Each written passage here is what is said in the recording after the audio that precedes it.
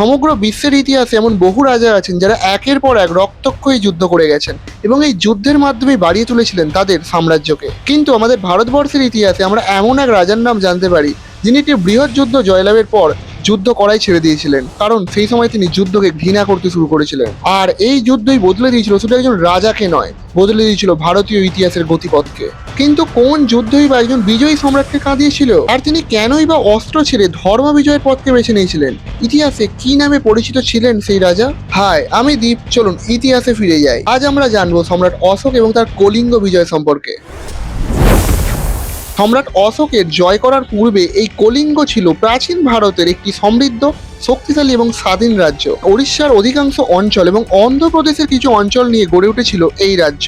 যদি বর্তমানের সঙ্গে তুলনা করা যায় তাহলে বর্তমান উড়িষ্যার গঞ্জাম, পুরী এবং কটক অঞ্চলটিকে প্রাচীন ভারতের কলিঙ্গ রাজ্য বলা যেতে পারে। ইতিহাসবিদদের মতে এই যুদ্ধটি উড়িষ্যার ভুবনেশ্বর বা পুরীর নিকটবর্তী ধবলগিরি পাহাড়ের পাদদেশে দয়া নদীর তীরে সংঘটিত হয়েছিল। আজও এই অঞ্চলে ধৌলি নামক স্থানে অশোকের শিলালিপি খোদিত করা আছে, যা কলিঙ্গ যুদ্ধের ভয়াবহতা এবং যুদ্ধের পর অশোকের অনুতাপ এবং বৌদ্ধ ধর্ম গ্রহণের সাক্ষ্য বহন করে চলেছে। এবার কেন অশোক কলিঙ্গ আক্রমণ করেছিলেন এটা জানার পূর্বে অশোকের পরিচয়টা একবার জেনে নেওয়া খুবই জরুরি। জানি আপনারা সকলেই সম্রাট অশোকের পরিচয় জানেন, কিন্তু কলিঙ্গ যুদ্ধ সম্পর্কে বলতে গেলে অশোকের পরিচয়টা বলা অত্যন্ত জরুরি। সম্রাট অশোক ছিলেন মৌর্য সাম্রাজ্যের তৃতীয় শাসক, বিন্দুসারের পুত্র এবং চন্দ্রগুপ্ত মৌর্যের পৌত্র। এই সম্রাট অশোকের লক্ষ্য ছিল সমগ্র ভারতীয় উপমহাদেশকে একটি সাম্রাজ্যের অধীনে নিয়ে আসা।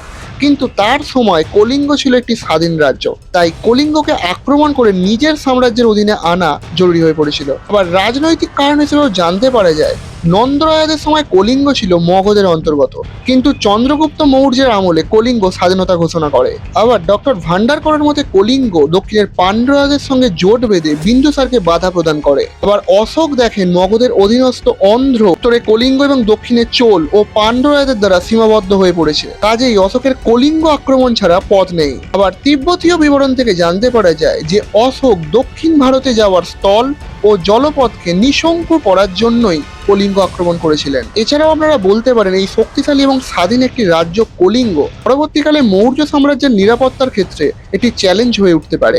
তাই অশোক কলিঙ্গ জয়ের সিদ্ধান্ত নেন। ইতিহাসবিদদের মতে 261 খ্রিস্টপূর্বাব্দে এই যুদ্ধ সংঘটিত হয়েছিল, আর এটি ছিল মৌর্য সাম্রাজ্যের অন্যতম এবং ভয়াবহ একটি যুদ্ধ। আর এই যুদ্ধে কলিঙ্গের মানুষও আত্মসমর্পণ করেননি, তারাও হাতে অস্ত্র তুলে যুদ্ধে যোগদান করেছিল।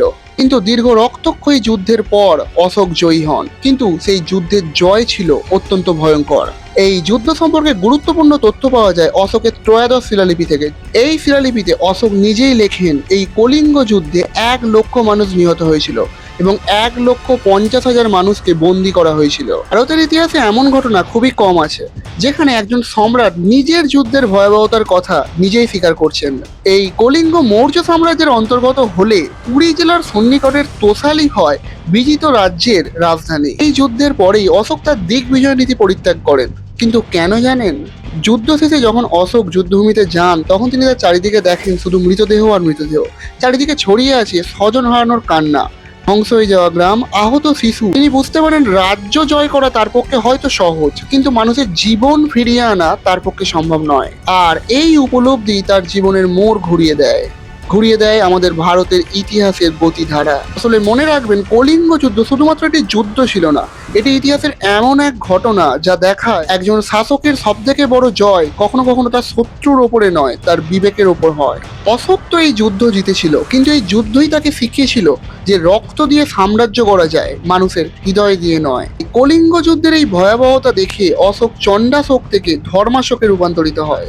সম্ভবত এই কারণেই অশোককে আজ শুধুমাত্র আমরা বিজেতা নয়, একজন মানবিক সম্রাট হিসেবে মনে রাখি। ঐতিহাসিক ডি কোসাম্বি তার an introduction to the study of Indian history গ্রন্থে বলেন, সমাজ ও অর্থনীতির ক্রমবিকাশের নিরিখে অশোক শান্তিবাদী নীতির সমর্থন করেছিলেন। অশোক তার রাজ্যাভিষেকের 9ম বর্ষে বৌদ্ধ সন্ন্যাসী উপগুপ্তের নিকট বৌদ্ধ ধর্ম গ্রহণ করেন এবং 12 বর্ষে করেন ধম্ম গ্রহণ। অশোকের এই ধম্ম কি তা নিয়ে অন্য একটি ভিডিওতে ডিটেলসে আলোচনা করব।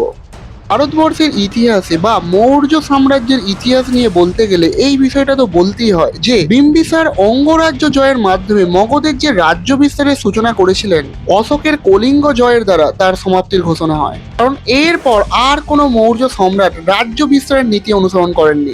আপনার কি মনে হয় যদি কলিঙ্গ যুদ্ধ না হতো তাহলে কি অশোক কোনোদিনও ধর্মাশোকে পরিণত হতে পারত? যে অশোক তার 99 জন ভ্রাতাকে হত্যা করে সিংহাসনে বসেছিলেন, সেই অশোকই কলিঙ্গ যুদ্ধকে দেখে এত ভয়ভীত হলেন কি করে? এই উত্তরটা কিন্তু অবশ্যই কমেন্ট বক্সে জানাবেন। আর জানাবেন ভিডিওটি কেমন লাগলো, ইতিহাসের আর কোন কোন বিষয় আপনারা ভিডিও দেখতে চান অবশ্যই জানাবেন কিন্তু কমেন্ট বক্সে। ভিডিওটি ভালো লাগলে অবশ্যই লাইক এবং শেয়ার করে দেবেন। আর আমার চ্যানেলে নতুন হয়ে থাকলে চ্যানেলটিকে সাবস্ক্রাইব করে পাশে থাকা বেল আইকনটিকে বাজিয়ে রাখবেন এরকম আরো নতুন নতুন ভিডিওর নোটিফিকেশন সবার আগে পাওয়ার জন্য।